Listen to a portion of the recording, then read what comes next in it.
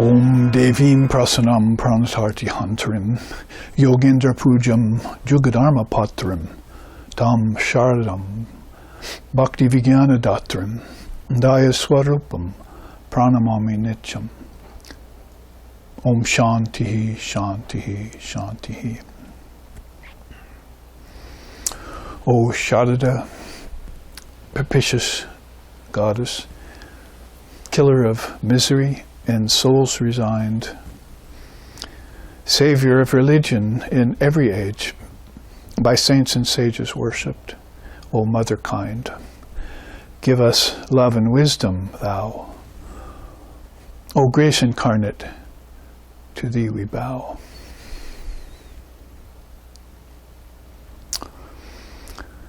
May Brahman protect us, may Brahman sustain us, may Brahman illumine our thinking consciousness.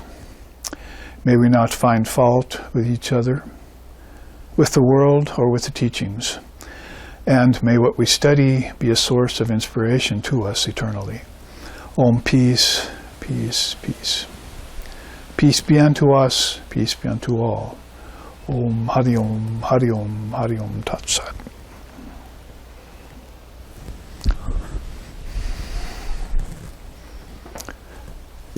You are welcome here into the precincts of Sharadaloka on the eve, as it were, of her birthday puja, which is Thursday. Her solar birthday and her lunar birthdays are coming up on 2 Thursdays. And this is our third class on her transmission of wisdom, which she gave to us so easily and authentically and practically and simply, really, in many regards.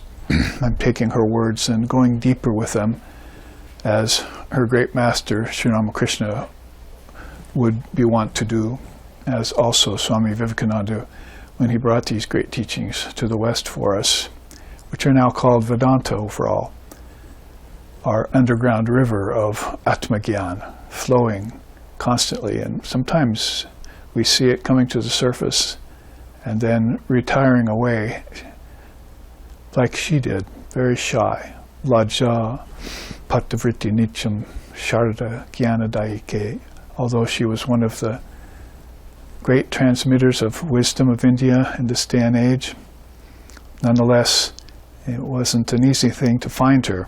Sometimes people would, and this was after Sri Ramakrishna had passed from the body, people would go to the temple and ask the temple guards if they could see her, and the temple guards would say they hadn't seen her for months because she got up so early and went out before people were there and took her bath in the river, places where we've been to her, the place she bathed, and then went back in and did her early morning meditations, and very retiring and shy, but nonetheless destined to burst upon the scene as that great mother of the universe does whenever there's an important battle to be won against negative forces. That probably describes not only this current time, but also the entire Kali Yuga, where they say people have lost memory of their spiritual nature, all 4 quarters of it. And we may look at that in terms of 4 quarters of how to bring it back. That is, try and find her, one of her emanations, or her sons and daughters, and get the mantra that they were given by her, like my teacher was, Swami Sheshanandaji Maharaj, peace and blessings be upon him. And then use that mantra to contact her deep within, in the great inner cities, which are distinct from this unreal world of changing phenomena that we are occupying now in the physical body, and which our minds, when they are at a more superficial or surface level, tend to focus on as if it were the only reality. We call that Maya when that happens, and it gets people on a cycle of samsara, rounds of birth and death in ignorance. Not necessarily ignorance of subjects like science or physics or math or so forth, but ignorance of the essence of things, which is really their own true nature, the Atman. So she's that purveyor of the Atman. She puts that bit of shining, resilient, undying consciousness within us before we take on a body, and it will guide us back then into the inner essence of consciousness, pure conscious awareness we like to call it, or timeless, deathless consciousness, as our founder Lex Hixon called it. So we have had 2 classes already on her transmission, and that was only broken up by last weekend's seminar, which again was on 2 great secrets of consciousness. Some of you were there attending, and those 2 secrets were claimed to be, at one aspect, the union of Shiva and Shakti, the static and dynamic power of this ocean of consciousness we call Brahman.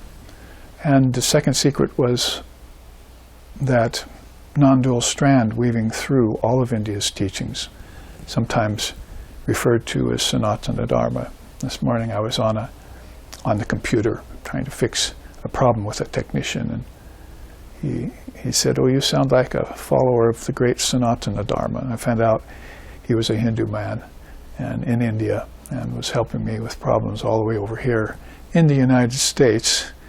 And he recognized right away by the way I spoke and what I was referring to on my computer that I was a devotee of Indian philosophy and religion. And I didn't tell him my gurus and all that. I just told him that I delivered classes of transmission on the Vedanta. And he said, "Well, I've been looking for a guru." I said, "Well, perhaps you found him right here on this format." So anyway, I'll probably hear back from that soul soon. In the meantime, Sanatana Dharma is that expression that is still widely used, the eternal religion of Mother India. Also could call it the Adi Daiva Vidya, the original divine wisdom that came out of the minds of great souls, like Krishna says in the Gita, of great philosophers, great seers. I am Lord Kapila. So he was one of those great souls that brought out this Adi, original, divine, Daiva, Vidya, wisdom. And again, not just the wisdom of lower sciences like Apara Vidya, but that essence, that essential wisdom called Gyanam or Atmagyan, which has to do with the identity of the apparently individualized soul with the Supreme Soul, the Jivatman with the Paramatman. Some words that we will pick up if we go to the land of Bharat, or if we learn the language of Sanskrit, which they spoke in glowing terms about the spirit back then, millennia ago, from age to age really, it's timeless. So Divine Mother is one of the contemporary teachers on the scene that is transmitting to us and keeping us current with these beautiful teachings of what we're now calling Vedanta, and also a philosophical mental yoga. I have to use the word yoga a little carefully today so we don't mistake it for outer phenomena and physical things, but for this inner wisdom, this innate wisdom that's intrinsic to the soul, homogeneous to the soul, in the soul, and indigenous to the soul. So this is the third class of that transmission after our retreat, or actually our seminar last weekend, where we were speaking about these 2 great secrets, basically Divine Mother and non-dual reality, called also Brahman or Advaita. So we want to continue on where we left off, because that seminar last weekend was hardly a break in the flow. It was a great addition to pointing and indicating and emphasizing the great boon of having a great soul like Holy Mother here. The divine consort of Sri Ramakrishna Paramahamsa on one hand, and the son the mother of all the sons of which were his direct disciples, like Vivekananda and Brahmananda and others, and the mother of an entire Sangha that came after the forming of the Ramakrishna order, which is now millions strong, and she being the presiding deity there, who outlived Sri Ramakrishna by several decades. So we look to her then to make sense out of the confusion of this modern age, or this age of darkness. That word Kali can, as many Sanskrit words do, have different connotations. So one of those is darkness. That's the darkness of ignorance. And so if you have that darkness, then maybe you should call on that darkness and have it destroyed, disintegrated, so that great living light of the Divine Mother Kali will penetrate through and will awaken our consciousness. Chaitanya Ho, as Sri Ramakrishna used to say. And she's the swiftest and best way to make that happen. And probably all it needs is maybe a little mantra from her, a few words from her.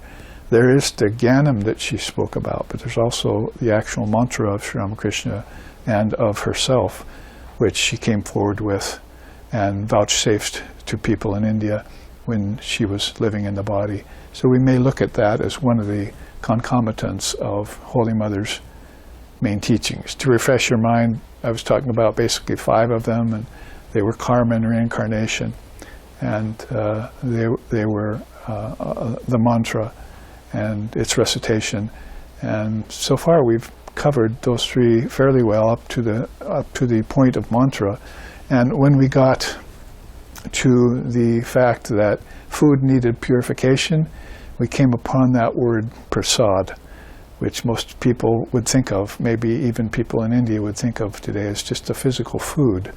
And although being very careful of what you call food and how you partake of it, and what you put into your bloodstream, because one of her great sayings was, from pure food you get pure blood, and from pure blood you get pure thought.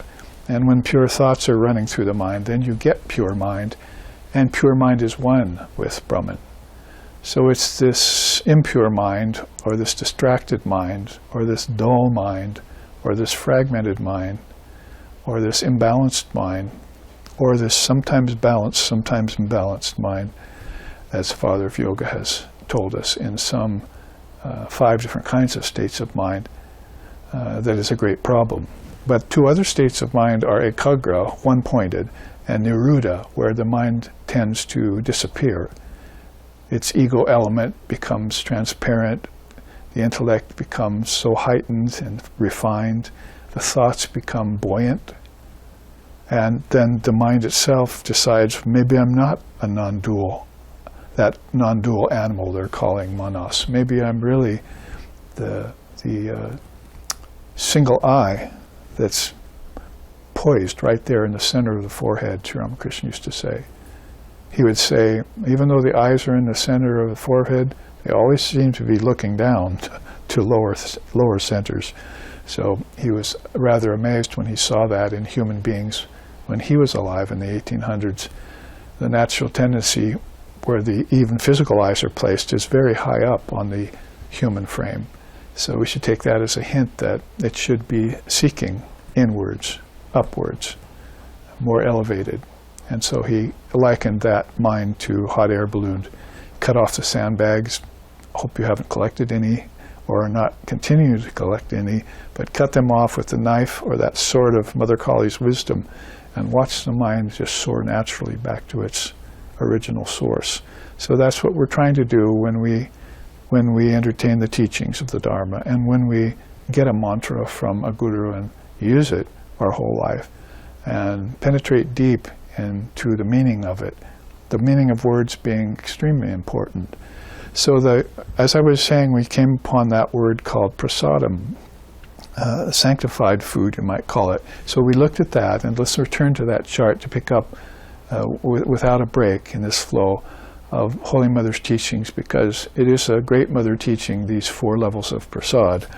And we looked at the first one, Anaprasad, to find out that there were some associated teachings with it, which would help us very much as we look at it.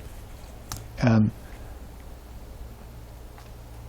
you can see there an image of Divine Mother and one of her sons, and she's feeding him with this sanctified food. Oh, we would all love to be able to receive food straight from her hand. Maybe we should think of that that's what we're doing when we prepared food lovingly and in a sanctified kitchen atmosphere, and with articles that are clean and polished, and in the atmosphere of an image of her that we keep in all our kitchens in SRV, and that I've seen in various Ramakrishna order centers. So you'll have that protection from these 5 defects of food we looked at. Poor soil and nutrients, that's just the physical side. And then selfish purpose in the harvesting. The planting and the harvesting has to be done free of selfishness, selfish motives.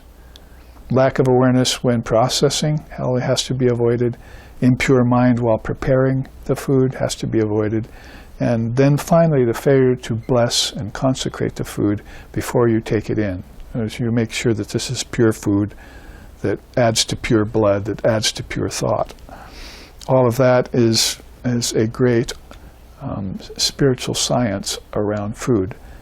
That's why everyone from Sri Krishna to Sri Ramakrishna have talked about the importance of this element in life. In Sri Ramakrishna's case, he would say things like, in this yuga, man's life depends upon food. So he's talking about the Kali Yuga. So people need to make sure that they eat to live. But my teacher said in response to that, man must not just eat to live, a man must eat to live, he must not live to eat. So just to turn food into enjoyment then is going against these great teachings of purification of food. If you're taking food just for pleasure and enjoyment, and the talk around it is not sacred, then that one of these defects is present in the food will not get removed when you partake of it. So one of the wonderful things about going to India and participating in some of the sacred rituals and holy days there is how careful they are around the food that they cook and that they put into their mouth and that they set before the devotees. It's a wonderful feeling to know that that's going on as a matter of course, not just like a practice I need to do or something I need to correct in my behavior, but as a matter of course that's done, just naturally. So we saw that otherwise this tamas and rajas can creep into the food, and we want to keep this sattvic element. So the expression sattvic food is very important and is used. And of course, Sri Krishna has said so in the Bhagavad Gita. So let's go on to the Chitta Prasad so that we make some progress on this chart and move on towards how the mantra can help purify the food of these defects. We're just mentioning them right now. So in the Chitta Prasada category, the clarity of mind, so there are 5 aids the Father of Yoga has put before us to steady the mind. Enthusiasm, courage, steadfastness, pursuit of wisdom, and service of the great ones. Mahat Seva, that's called. So there you see the Sanskrit for it. Utsaha, Sahasa, Tairya, Adhyatma Vidya, and Mahat Seva. If you have great beings like Sri Krishna in the Bhagavad Gita talking about the sattvic element in food, or rajasic and tamasic defilement of food, and then you move on to clarity of mind and you find the Father of Yoga, Patanjali, talking about how to keep the mind steady, then these two should be put together. Basically, steady of mind, as I just mentioned, will become yours, particularly around the partaking of food and the preparing of food and the sharing of food. If these mainstays have been put into place, then the food will bring you these elements of strength, and your mind and body mechanism, your psychophysical being, they call it, will be strong and resilient. It'll contribute to the, what I like to call the yogic immune system, which keeps you free of diseases and so forth. It's a matter of mention quite often that the yogi doesn't get ill very often, if ever. And they're not eating that much, and they're out living in the cold and the heat back and forth, and they're subject to many dangers without the protection of house and home and family, yet they don't seem to get sick and ill very often. So this is one of the reasons why, is because that immune system has been built up to where they are taking everything in balance, including their external food, and purifying it before it goes in, and then meditating, using the energy for food to meditate upon. Perhaps I'm getting ahead of myself in the teaching here, but this is how you would use the energy of food so that you could eat to live, not just live to eat. And there you see across the board from that teaching a further expression of Chitta Prasada in the 4 causes of distraction. So Father of Yoga, as is always his way, tells us first of the 5 positivities and then these 4 distractions that are possible. Otherwise, dukkha, dharmanyasya, anga meja jayatva, and shvasha prashvashaha may come if this food isn't taken and clarity of mind isn't achieved through the taking of pure food. Sorrow, despair, unsteadiness, and uneven breathing is as a result of a lot of that. Of course, there are other things to add in there. If you're not conscious of these rules on pure food, then you of course have nowhere else to go than to look at your own food habits, what you are taking in. Are you taking in excesses of meat? Are you taking in excesses of alcohol with your food? Or smoking a cigar at your meal and cigarettes after, and all of these kinds of bad habits that bring in definitely negative defilements into the body, and then the mind somewhere inside of it knows that these are not good for it, and so that clarity of mind is a far cry. You're probably not going to be able to achieve it in this life until you balance your appetites and you practice purification of body and senses. Body and senses, right off the start, they want you to do that. They do that with things like Kriya Shuddhi. You purify the atmosphere around you. Make sure that anything you partake of, that's not just food in the kitchen, but it's also teachings in the study and meditation in the shrine room. All of these things have to be, the atmosphere has to be pure, and that will then conduce to this clarity of mind. So those are some ways in which you can escape the negative effects so that the mind won't fall into despair or sorrow or depression, and that it will remain steady. And also, your breathing will not be erratic. There's one sign that you can see externally on people if you meet them, and you're a yoga psychologist type of person, and you have practiced and attained some level, a degree of achievement of that beautiful inward yogic lifestyle. Then you can see people just by the way they breathe, by the way they're presenting themselves, and also by the way they talk, what their mind is thinking and how that comes out. Then you could assess whether or not these 4 causes of distraction are on the march inside of the mind. Another thing you can notice is the samprasad is next. So we had anaprasad. Ana means food. Chitta prasad means mind, chitta, or its thoughts basically. And then there's a clarity of one's mood too, or not. So samprasad means clarity of mood.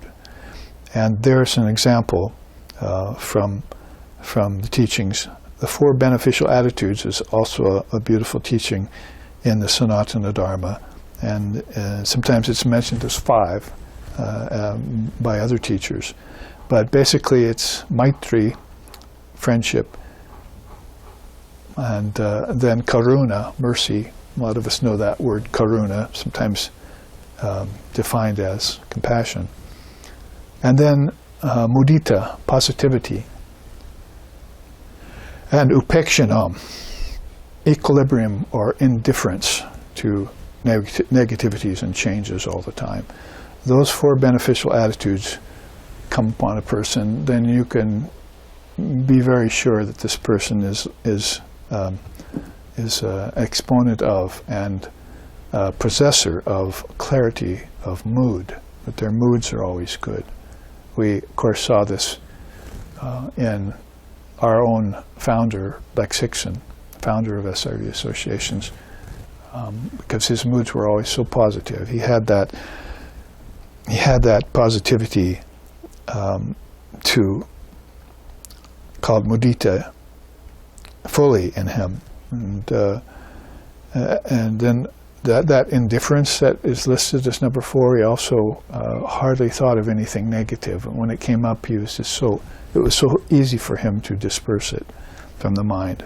And so, again, just like we were talking about at satsang yesterday, like a hot knife through butter, these souls who have these prasadams in hand, then they move through the world with ease, swiftly, and dispel all darkness, not only in themselves, which they've already done, but in others as well. So, going along with our positive and negative side of the chart here, in terms of clarity of mind, there are 4 deadly traps that are also to be avoided.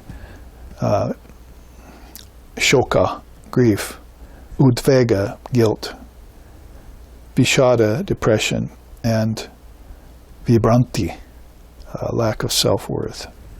So these have been talked about. In fact, they even came up in questions in satsang again yesterday, Saturday, talking about how guilt gets in and unnecessarily ruins the even-mindedness of a person who should be thinking about watering the flowers, not the weeds, as we talked about. That's another one of those great Sanskrit words called pratipakshabhavanam. So a nice 7-syllable word there, which is loaded with great teachings for us to contemplate. That brings us to, as we go through these swiftly, adhyatama prasad. So that's clarity of spirit. One of the things that Sanatana Dharma or Indians' philosophies, there are different darshanas, are very well known for, are these numbered systems, and showing how many different levels the human being possesses and how they need to be tended. So we've already looking here at the physical, then we looked at the mental, and then we looked at the psychological, as it were, with the mood. Now we're looking at the spiritual. So one of the remarkable things that comes forward is that there is such a thing as a spiritual side of your being, and most people are not tending that because they probably don't believe in it or believe in themselves that maybe something so wonderful as spirituality can exist, and possibly also things like conventional religion have rather taken their place.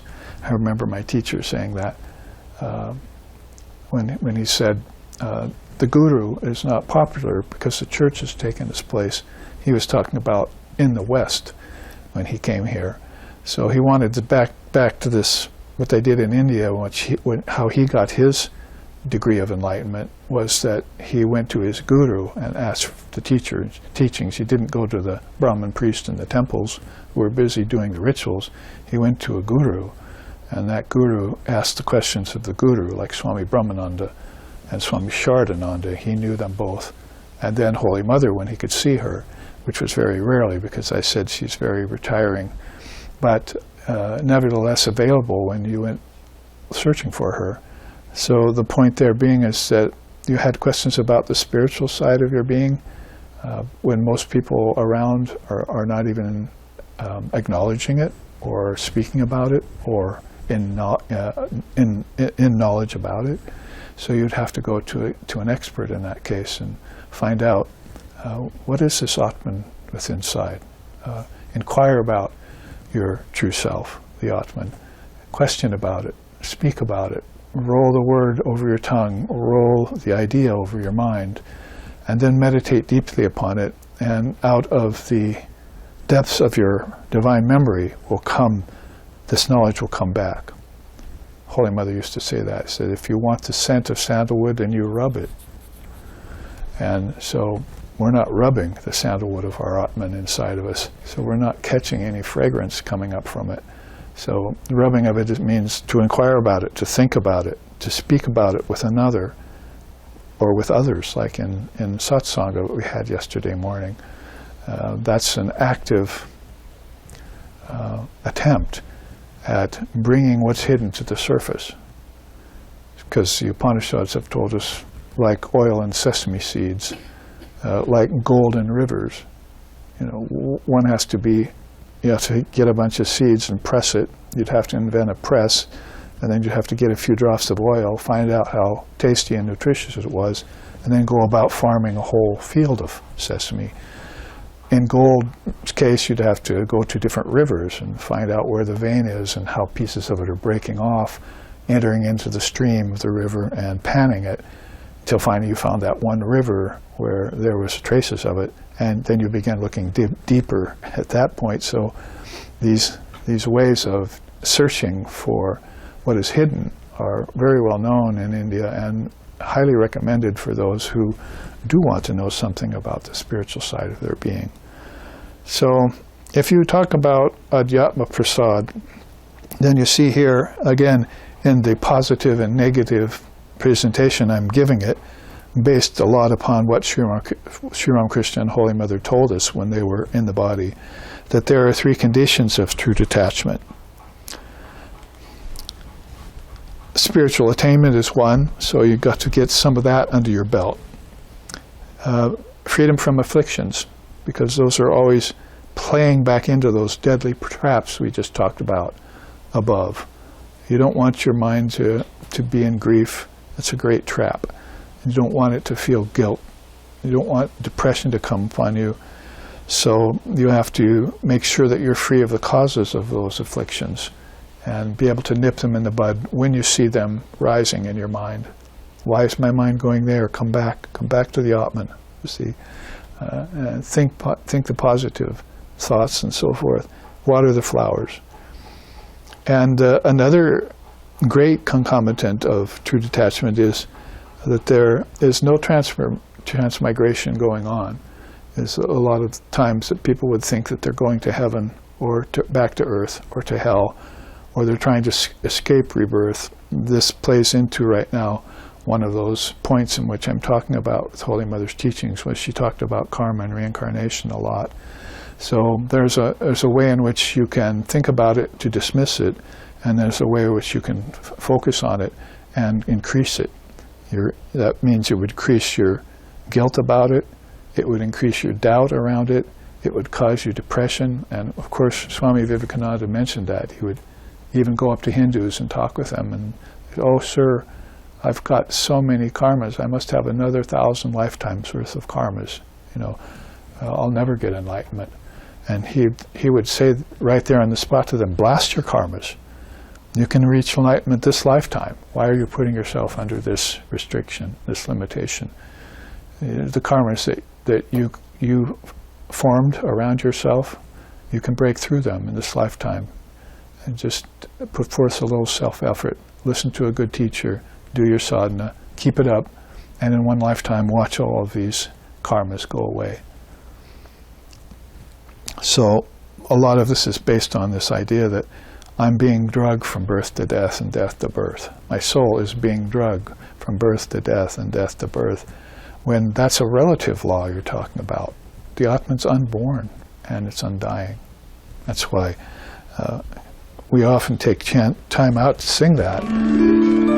Namachor na shanka, name jati beda, Pita naiva me naiva mata majanma Chidananda rupaha Shivaham shivoham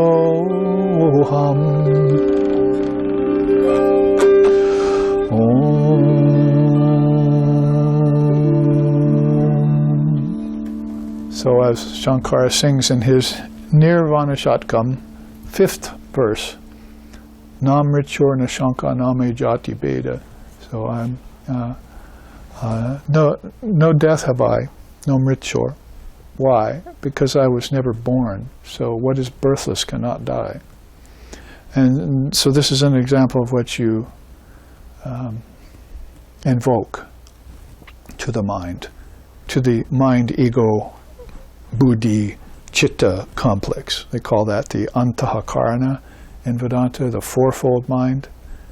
Remember when I was in college finding out where the will came from, where the intellect was, where intelligence was, and where my thoughts came from and how they went away, and what my ego was. All 4 of those things were just floating around in some sort of brain that they were trying to tell me that I had, and somehow could,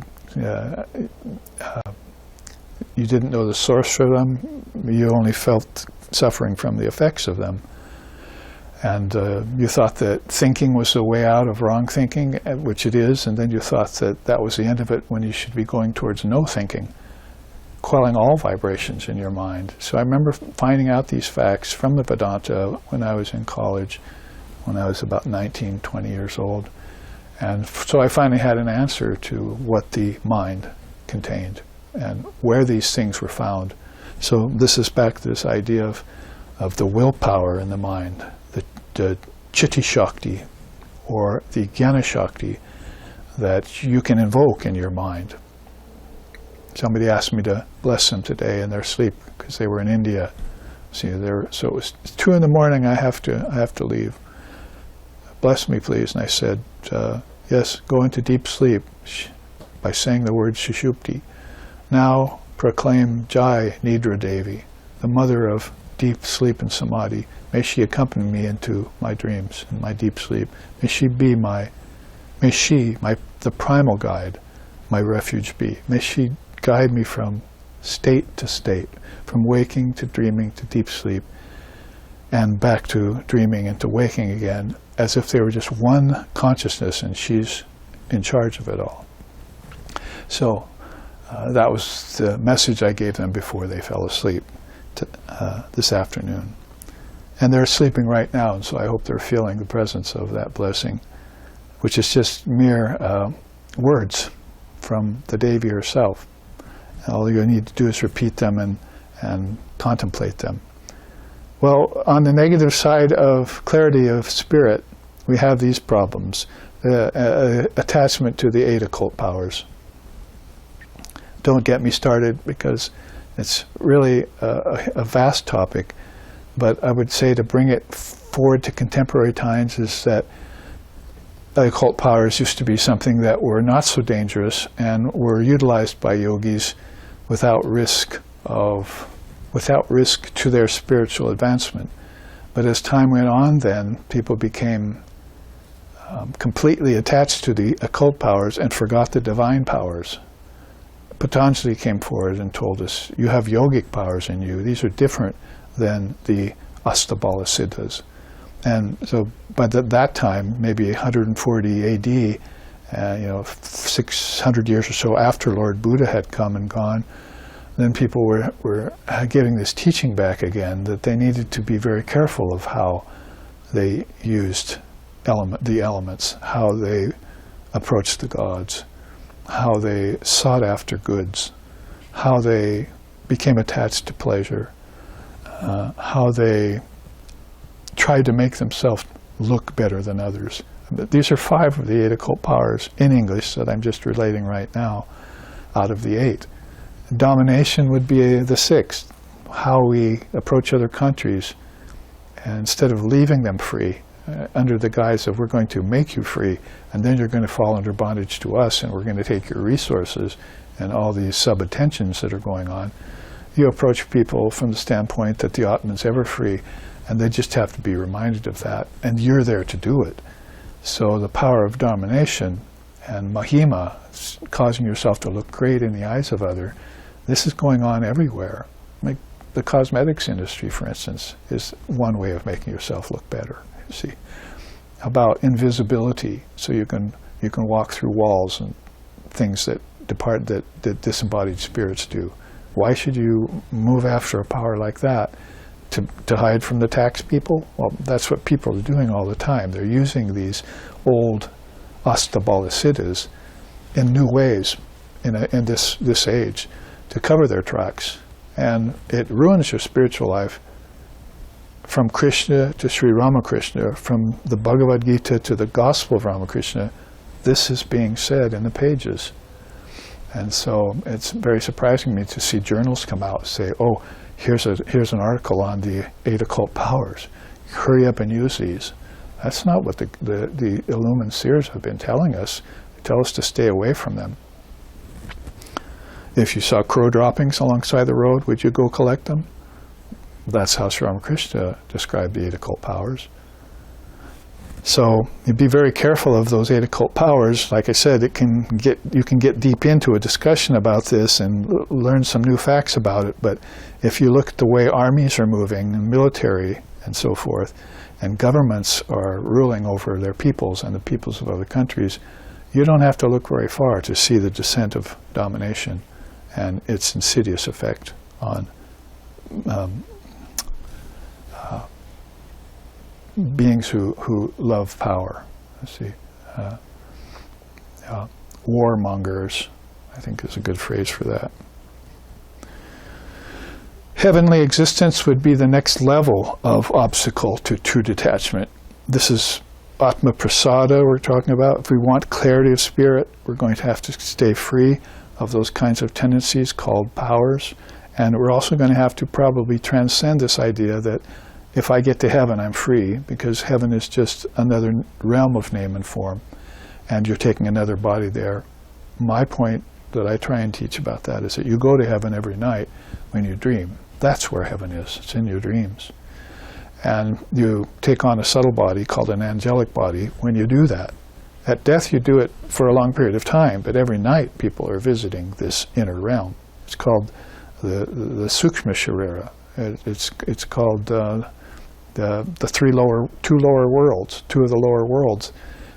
They have many different designations for it in India, as if all along they've known that that's where heaven is. So it's not something to be sought after that you want to arrive there and stay there, because that's where your ancestors are, and your ancestors are prone to reincarnation.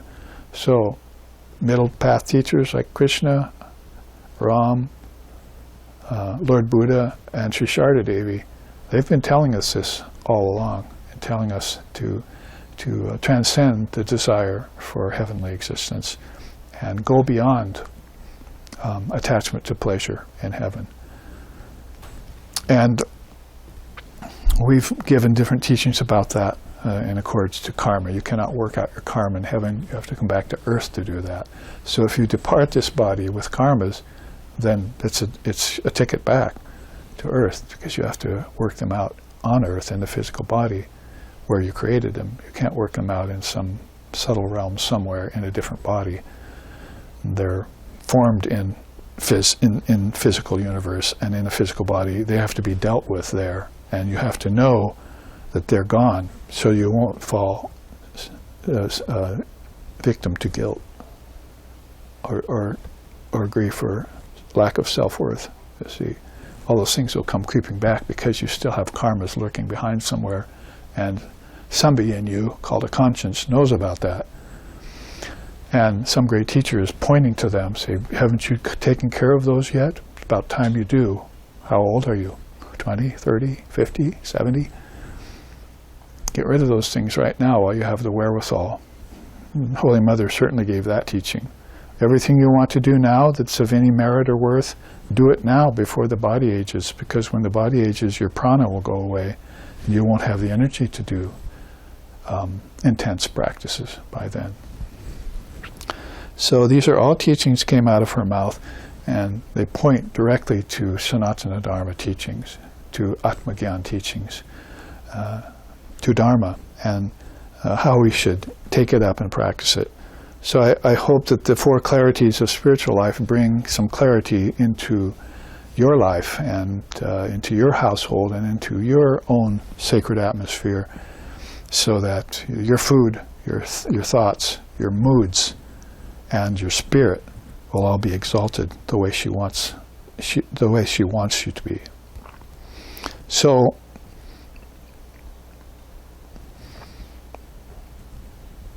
let's move on to this chart. Again, graced with Holy Mother's beautiful image when she was younger.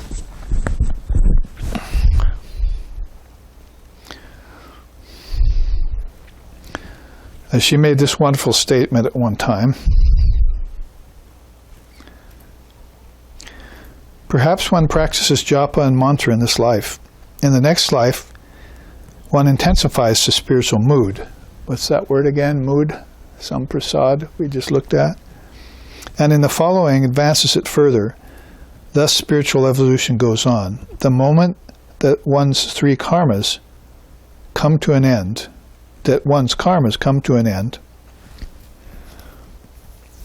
one realizes God. That is one's last birth. This plus the practice of spiritual discipline and time are the factors in the attainment of spiritual knowledge. So those 2 sentences or 3 sentences, when I read them, right away my mind was forming this chart so that we could look into these 3 factors in the attainment of enlightenment. Not going to be something that's extremely popular for people who are attached to the world and don't know about that adhyatma prasada yet, that they have a spiritual side to them. But once one finds out, or there's an inkling of the birth of spirituality in one has what they're calling a spiritual awakening for several different reasons. Maybe because of past good karmas, maybe because you met a guru, maybe because you had a divine memory of having practiced with a guru in another lifetime, and then all of a sudden this rubbing of sandalwood happens and you get this fragrance coming back to you, inner fragrance coming back to you, then you want to return to that path of intense practice. So that's an interest in enlightenment right there.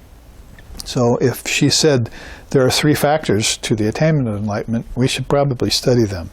So the first thing she talks about, and brings a nice end to one of the points we're calling one of her transmission teachings, is karma. So under karma you can see her quote here: "Human being, today it is, tomorrow it is not. No one will accompany a person after death. Only action, good and bad, will follow, even after death."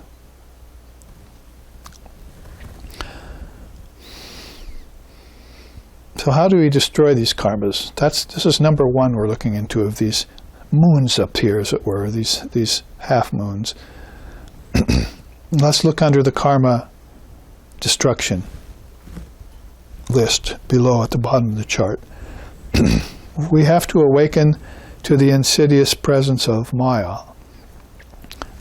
That is, that name, form, time, space, and causality, the 5 aspects of Maya, tend to cover reality.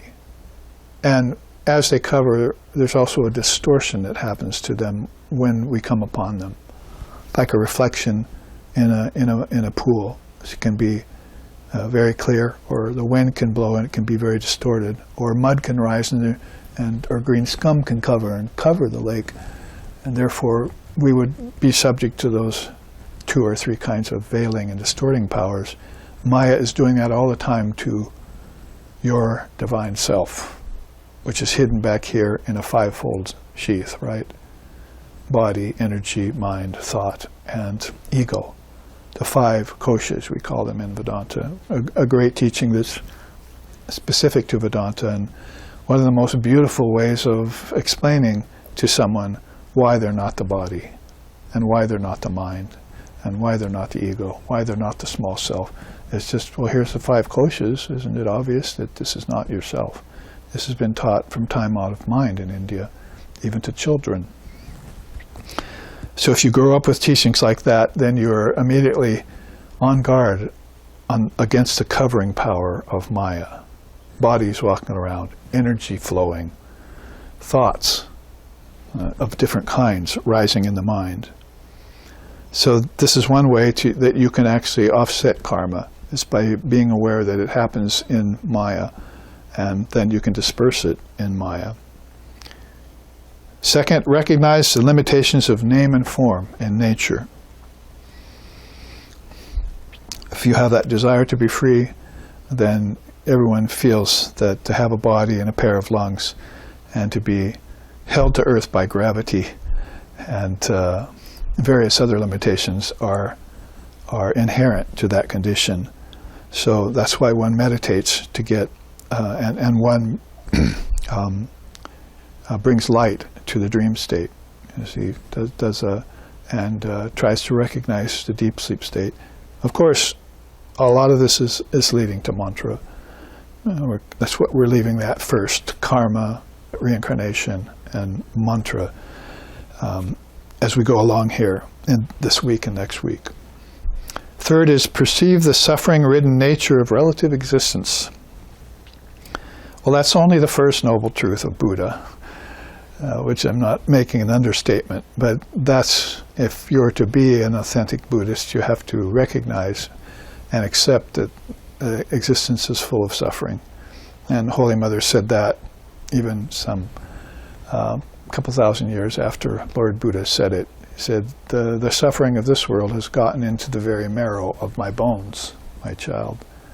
So she wanted you to be, again, very careful about the insidious presence of Maya and the limitations that are placed upon you by taking on a body-mind mechanism.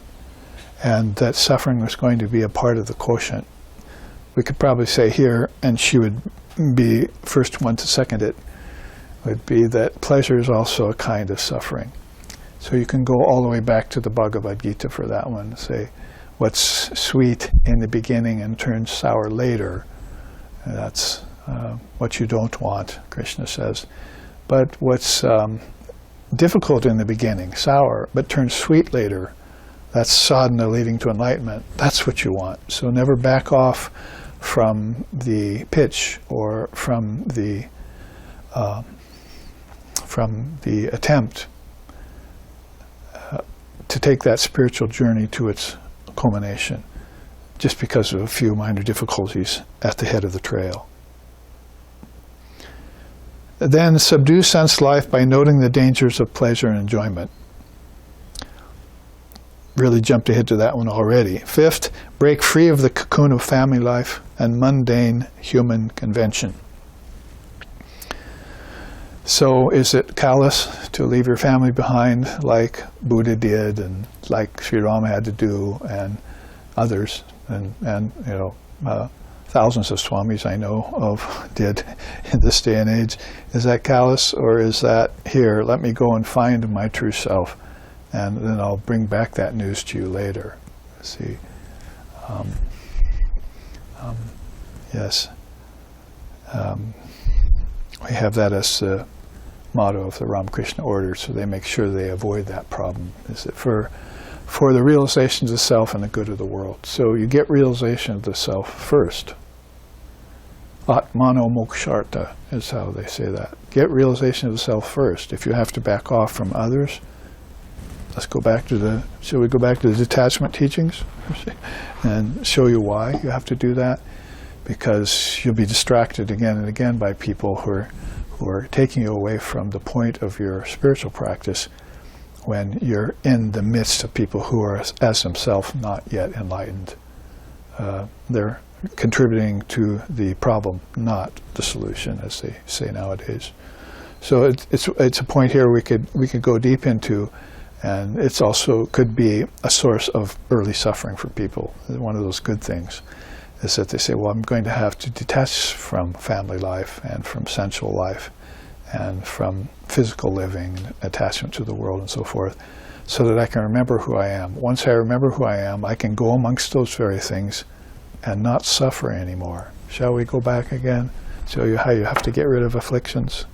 You see, it's all been said in a course of teachings by Holy Mother that go way back millennia, when she came on hand in this day and age, just to say them to us in simple words.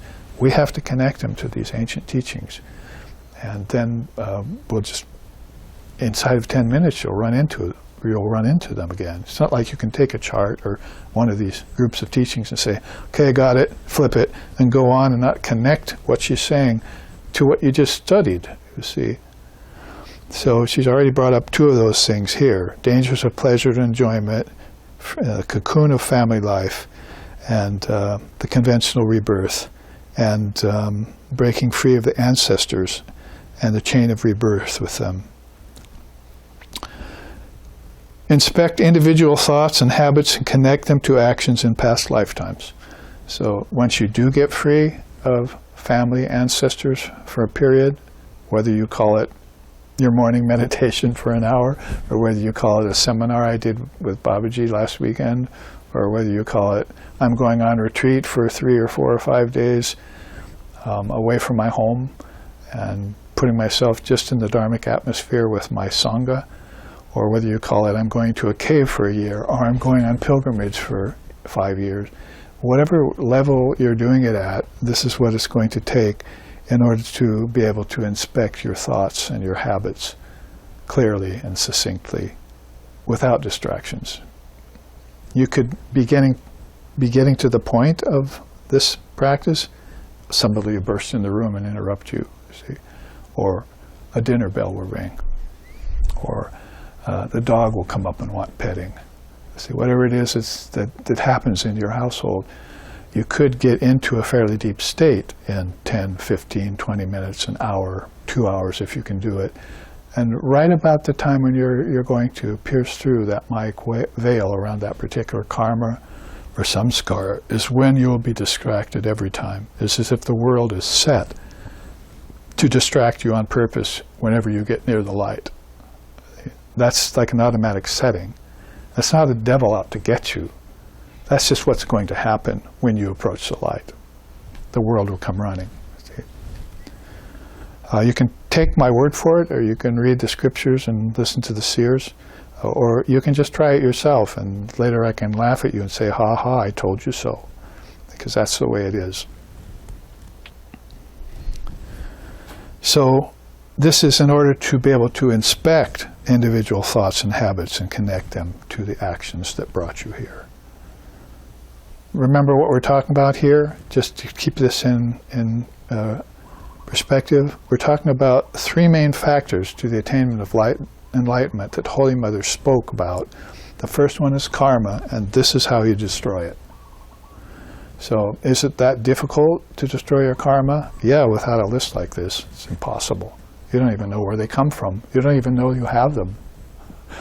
People are walking around just bags of karma, cause and effect going on all over the place, and they don't know that they're even there as complexes or habits or tendencies or psychoses, or jump to the chase, samskaras in India, if you go to those loaded words of Divine Mother. So yes, get yourself a list from a great teacher like her and check it off. Check each one of these off. You know, you're doing this with me right now, so make a check in your mind with this list, and then get busy and do them after the class. Sit down and go do them. The last one there is meditate with specific aim to dissolve all mental residue that binds the mind to relativity. Just like you would have to dry off something with a heater, or you got your hair wet, so you use a blow dryer and you get it dry real quick. You see, there's residue on everything, and it's the same with your inner moods, samprasad. It's the same with your chitta prasad, the substance of your thoughts. They have a residue on them. You're going to have to dry those off, towel them off, clean them off with this inner practice, so that your mind will see that Brahman alone is real and that the world is not. Brahman satya jagad mithya.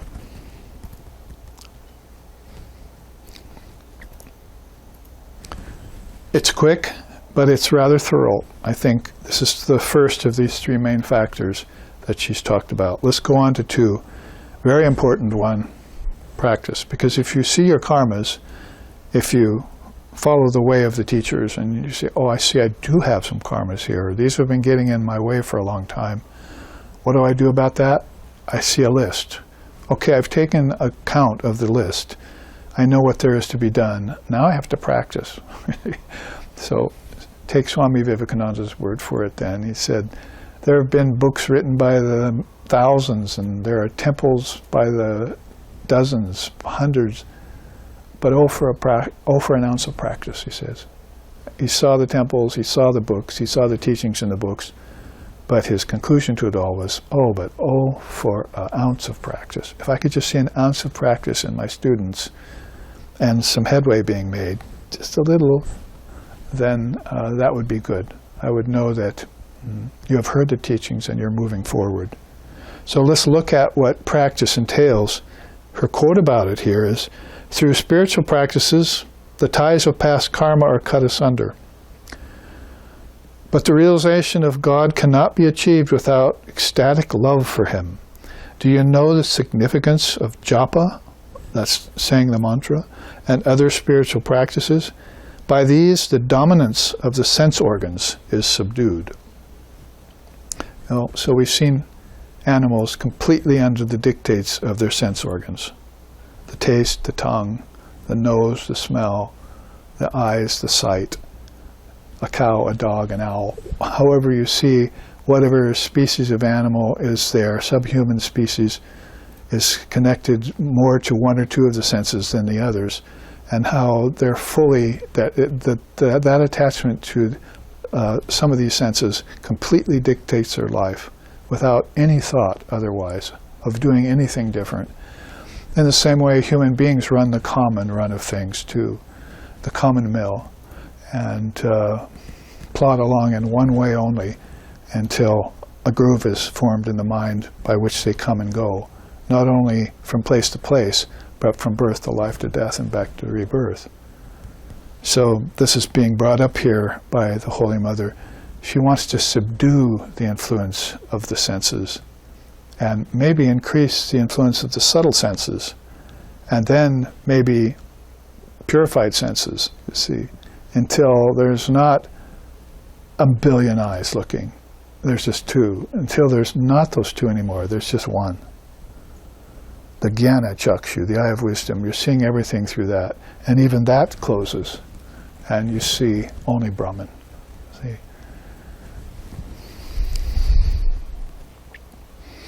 Let's see the list of sadhana then. It's rather short, it could be longer, but there it is. Purify the soul via worship. Krishna would concur. He said the greatest austerity of the body, what is that, according to Krishna? I've asked that to students. They said, food. Being vegetarian, eating pure food. He didn't even mention that in the Gita. The greatest of the three austerities of the body is worship. That's the first one he mentions.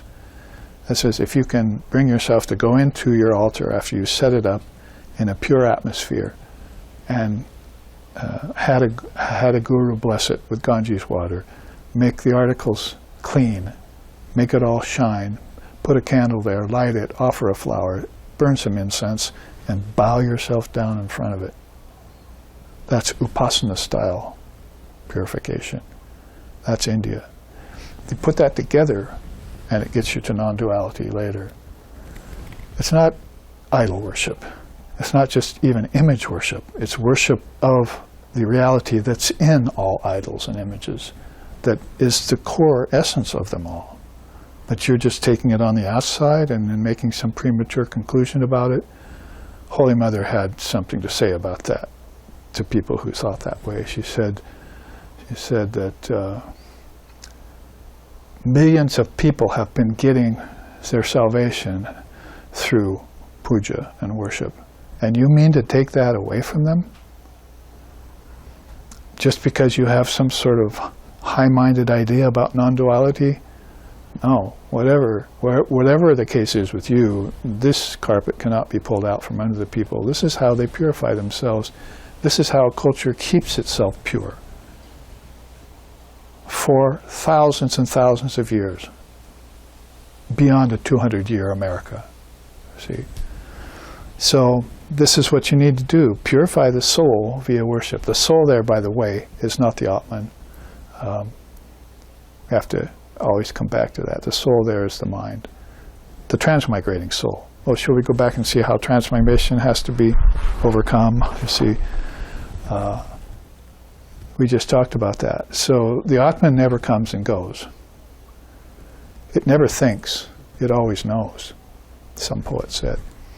So it's stationary. That soul is a capital S. That's Atman or Paramatman. But this soul she's mentioning here is that one that needs to worship, needs to bow itself down, needs to purify body and senses. Why? So that guilt, lack of self-worth, grief, suffering, and all those things that we just studied won't come up in it. There are people like that, believe me. I run into them. I've seen them in my life, just totally free from worry and grief. And just naturally in the state of balance. That's yogic equipoise right there. That's sthiti pragnasya, steady in the wisdom that knows everything to be Brahman, no matter what the appearances are otherwise. All right, so the second one is strengthen body-mind via yoga. And Holy Mother herself said, Hatha yoga that attaches ones to occult powers. And we just looked at the occult powers. So she said, be better not to rely upon that. If you've already started into it and the Guru comes along and says, and I've had this experience a couple times in the last few months, should I keep on going on with my Hatha yoga and my breathing exercise? I've had to question the person. I usually come back and say, not necessarily, just diminish them. You've had the phase of asana. You've had the phase of pranayama. You've got to make it into something. Otherwise, you'll never go on to the fourth limb of purifying your consciousness. That is, getting pratyahara into your belt. You'll just be thinking all the time, asana, breathing, and your mind is still staying the same as it was.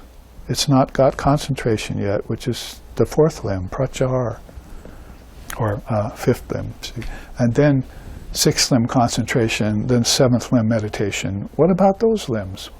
You're never going to come to them because you're just attached to body and breath?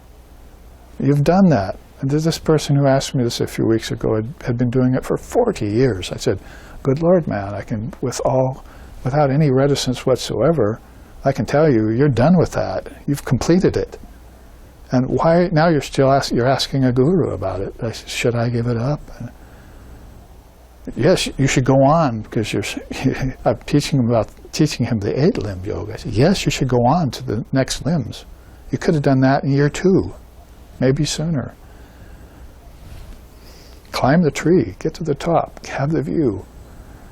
You can go back and get in an asana later if you want to, if it's so important to you. So strengthen the body-mind via yoga. Yoga means 8-limb yoga, Ashtanga yoga, Raja yoga. And consummate it, culminate the thing, arrive. Don't just descend, you see. It's like going into San Francisco on a foggy day, right? Remember that. People clutching fingernails, digging into their arms. That's where you see them all cut all the time. People are digging their fingernails into those padded arms that they've got in their little tiny chairs they cram you into. So down you come, you see, and you don't know where the ground is. The pilot doesn't even know. He's remaining strangely silent for the whole 20 minutes of hell that it's taken all the people in that plane to, so that bump finally happens, you see. So that's what taking up yoga and never arriving at the higher limbs is like. And get through that phase. Land. Ground yourself. And when you do, then hone the intellect via study, because that's the next level that people need to take up. We're talking about kind of a summation of the second factor that Holy Mother talks about in her experience of seeing us in this world in the 18 and 1900s, in terms of this great supreme goal called attaining enlightenment, the paragatam, not the lesser goals. the paragatam, the supreme goal. She's talking about a sadhana that's well-rounded, a 4-yoga type of sadhana. Probably going to be the name of our next retreat, by the way. 4-yoga living, or something like that. You see, we're gonna round it all out and show us how to be completely well-rounded Purna yogis and yoginis. So hone the intellect via study. No, not worldly study. No, not just secular study. No, not just the aparavidya and subjects that make a living and that take the mind away from your divine nature as you entertain them. The study that brings you right close to Brahman actually brings you right close to Divine Mother, because she loves that jnanam. She loves words. You might have noticed. She's Vakdevi, the goddess of the word. Vani Saraswati Vakdevi Bhagavati Parvati Mampahi Veena Hamsa Hamsavahi Vedanta Rupini Olayamam Vani Saraswati Vagdevi Bhagavati Parvati Mampahi. She loves words. She's in every word. The wisdom that is hers is impacted into every particle of every letter of every alphabet, in every language, in every world. That's how the word proceeds in 4 ways. We'll get to that probably next week. 4 levels of the mantra here we'll look at, and how that goes deep, and how it comes out, and how it returns. So, of course, this is your study of the word. Then practice japa of the holy mantra. It works by repetition. It's not something that you can just say once and be done with. That's not the way it does its work. You repeat it and it brings back hidden memories of your divine nature. Nothing else does it that quickly as the mantra.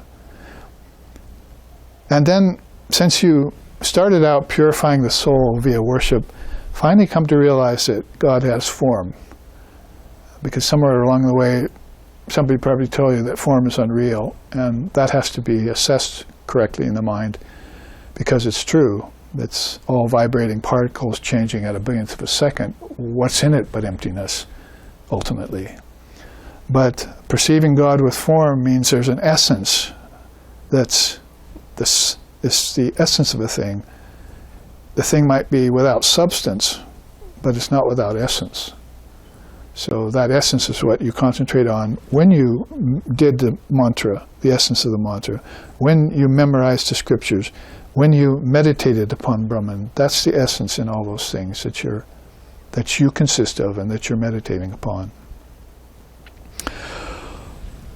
O meditator, become the goddess. She is your essence. Ram Prasad has that beautiful line in one of his songs.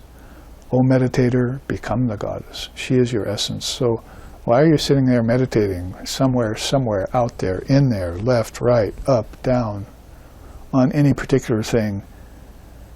Meditate on yourself as the meditator, as the goddess herself doing the meditation, and come quickly to this consummate view of non-duality. Strike away karma vinasha we just looked at. Strike away all those karmas in a thrice and perceive God existing everywhere and in everything. Then finally realize the formless Brahman in the final step. That was the penultimate step, so that you could hear Sri Ramakrishna's meaning when he said, God is with form, God is also beyond form, and God is beyond both form and formlessness as well. So there's always much, much deeper place to go with it all. Do you like it? How to destroy the karma by doing a sadhana. And then what about this third factor called time? She says about that,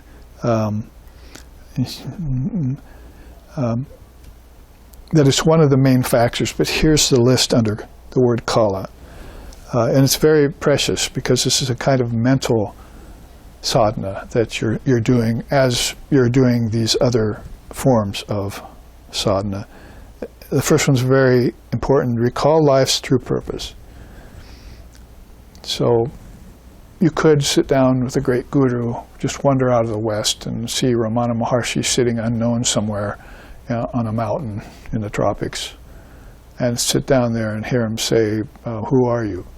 And all of a sudden start into this like upper track of realization that he's at, when you're just a Westerner that came over there not even in the know of what you were searching for. Or you could instead sit down on your own and take yourself to task, as many people are doing and have done. This is meaningless. I'm not getting anywhere. I don't feel fulfillment. I've lost my peace of mind. And all of these things don't attract me anymore. Family, spouse, work. Sometimes I feel good about them, other times I could just be without them. It'd be better to be without them. So what is the meaning in all this flux? You see, this Mayic flux. Should we go back and find out that name and form and time and space and cause and effect are always changing places and changing faces, and that you're the one caught up in it. And you need to free yourself from it. So you would sit yourself down and try and recall the true purpose for your life. What is it that has ever made you truly happy in your life? When was that moment, or what was that time, or which lifetime was it in which you felt fulfilled? And how did you lose that balance, that yogic equipoise? Because when you get back into sattva, it feels like you've got it back. But then Rajas and Tamas come along, steal the sattva away, and then you're left in the lurch again. See, why is that happening to me? I want to be steady in not only sattva, because I see that comes and goes, but sattva shuddha, pure sattva, which has to do with this practice over here of the 4 yogas. That's how you keep yourself in sattva shuddha. You don't just, oh, thank God I feel better today, and then the next day you're not feeling so good again. When you do feel better, you say, while I'm feeling good, I need to purify and refine this sattvic balance and take it and use it to study the scriptures, use it to meditate, use it to serve others selflessly, use it to do my mantra practice, use it to put some attention on God with form and meditate upon the formless reality. Write down the list, checking them off, as I said. And then you just spent the last half hour finding the true meaning of life again. It's yours. Why did you ever lose it? And don't ever lose it again. See? And if you want to drive that deeper into your memory, go on retreat and pilgrimage. Those are important things to do, as she said, when you're young. Seek out a spiritual path. Find an adept guru. And with the help of the path and the guru, select an ishtam. That's called your chosen ideal. Select an ishtam.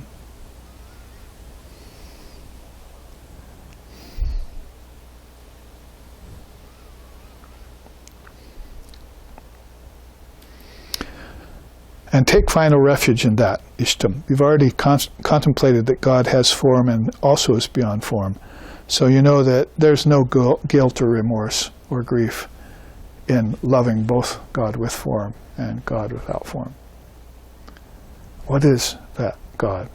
I'm not sure what it is. Do you know? No, I don't know, but I know I love it. That's a conversation I had with a person 30 years ago.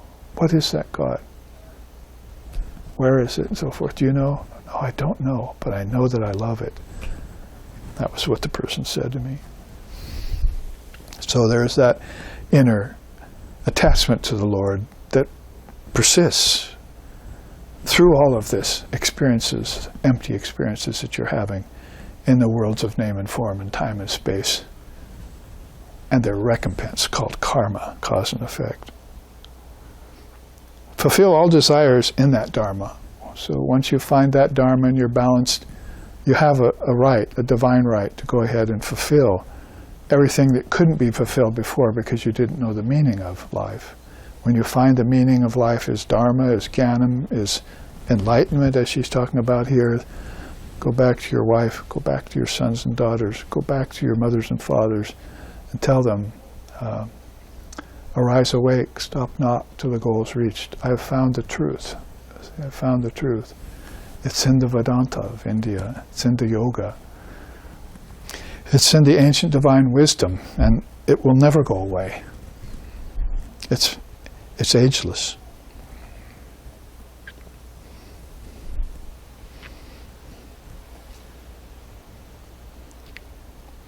So a quick list of what happens in time. How to use your time best of all.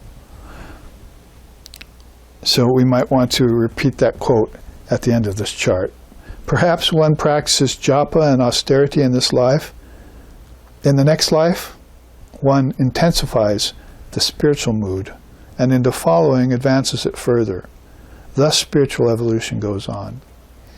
The moment that one's karmas come to an end, one realizes God. That is one's last birth. This, plus the practice of spiritual discipline and time, are the factors to the attainment of spiritual knowledge. So, precious words of just a few sentences of which I thought about in conjunction with her beautiful form and her existence in the body and the life of my Guru, and how he passed on all of her wisdom and the mantra she gave them to us, and we helped found SRV with it. So here we can salute the Divine Mother of the Universe with all deep love and move on towards next week's class, and here with this beautiful offering to her.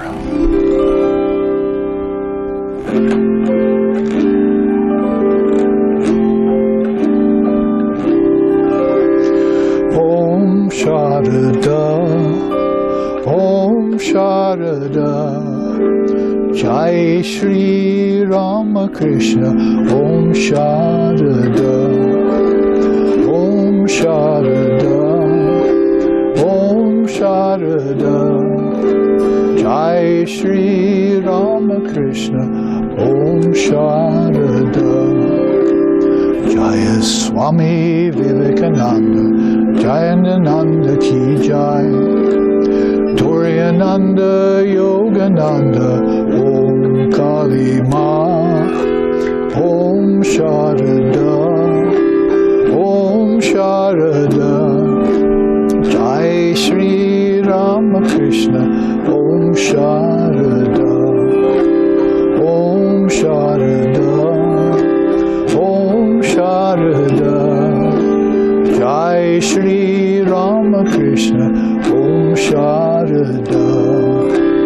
Jaya Swami Vivekananda, Brahmananda Ki Jai, Turiyananda Yogananda, Om Kali Ma, Om Sharada, Om Sharada, Jai Shri Ramakrishna, Om Sharada, Om Sharada, Om Sharada, Jai Shri Ramakrishna, Om Sharada, Jai Shri Ramakrishna, Om Sharada, Jai Shri Ramakrishna, Om Sharada.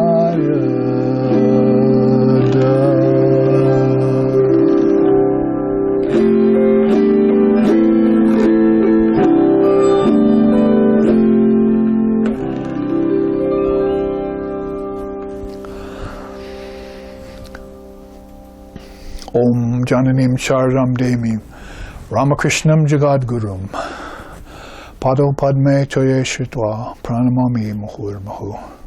O Ramakrishna, teacher of all, Sharada, goddess divine, in bosom holding those lotus feet. Salutations to both ever be of mine.